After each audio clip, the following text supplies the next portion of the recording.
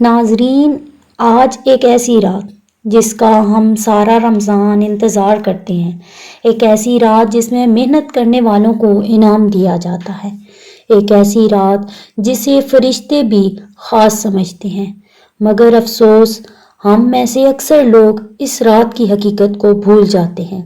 یہ وہ رات ہے جسے لیلۃ الجائزہ کہا جاتا ہے، یعنی انعام ملنے کی رات، بخشش ملنے کی رات۔ لیکن ذرا اپنے ارد گرد دیکھیں، سڑکوں پر رش، بازاروں میں رش، شور، ہنگامہ، اور ایسا لگتا ہے جیسے ہم آزاد ہو گئے ہوں۔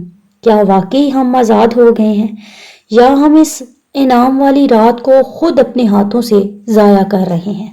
آج کی اس ویڈیو میں ہم بات کریں گے لیلۃ الجائزہ کی حقیقت اور اس کی فضیلت پر، اور یہ ہم اس قیمتی رات کو کیسے گزاریں اور کیسے ہمارا رب ہم سے راضی ہو جائے گا۔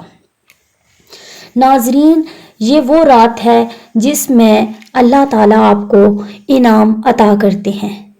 مانگنے کا مزہ آج کی رات ہے۔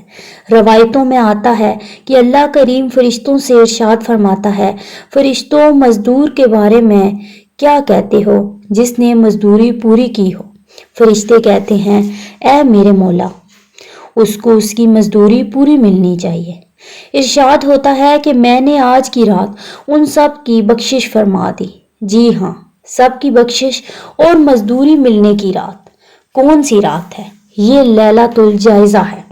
یہ انعام کی رات، یہ عید الفطر کی رات ہے، جس کو ہم نارملی چاند رات کہتے ہیں۔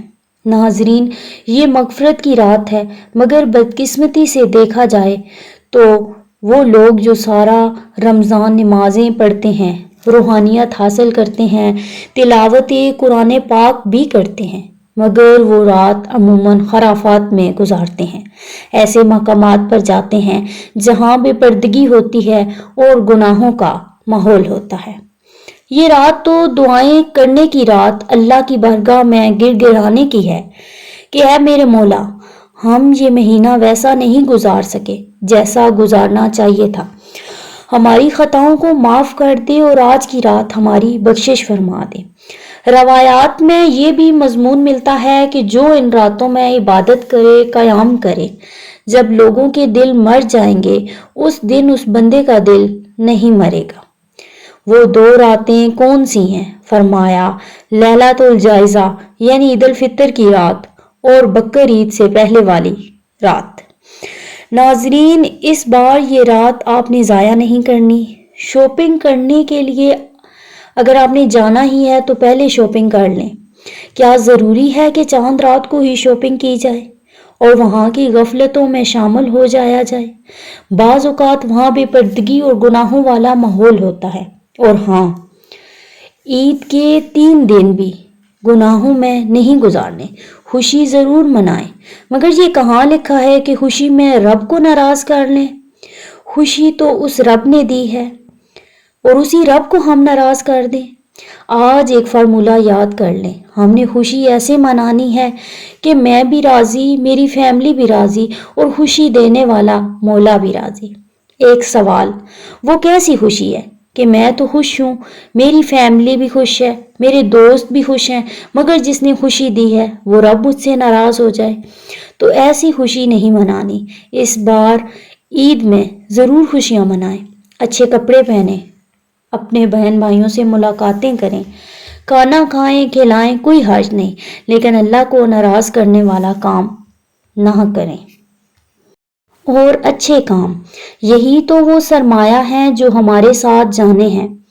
ناظرین، زندگی بہت مختصر ہے، یہ خوشیاں، یہ ہنسی، یہ میل جول سب ٹھیک ہے، مگر اصل کامیابی یہ ہے کہ ہمارا رب ہم سے راضی ہو جائے۔ آج ایک لمحہ رک کر سوچیں، اگر آج کی رات انعام کی رات، مغفرت کی رات ہم نے بھی غفلت میں گزار دی تو پھر کب سنبھلیں گے؟ آئیں اس بار عہد کریں کہ ہم اپنی خوشیوں کو بھی عبادت بنا دیں گے، اپنی عید کو بھی شریعت کے دائرے میں رکھیں گے اور ہر وہ کام چھوڑ دیں گے جو ہمارے رب کو ناراض کر دے۔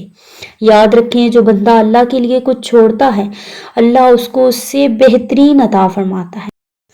تو اس بار ایسے عید منائیں، ہمارا دل بھی خوش ہو، فیملی بھی، اور ہمارا رب ہم سب سے راضی ہو جائے۔ اللہ ہم سب کو عمل کرنے کی توفیق عطا فرمائے، آمین ثم آمین۔ چینل پر نئے ہیں تو چینل کو سبسکرائب کر دیں، ویڈیو کو لائک کر دیں اور بیل آئیکن کو پریس کر دیں تاکہ ہر آنے والی نئی ویڈیو آپ تک پہنچ جائے۔ جزاک اللہ خیرا کثیرا۔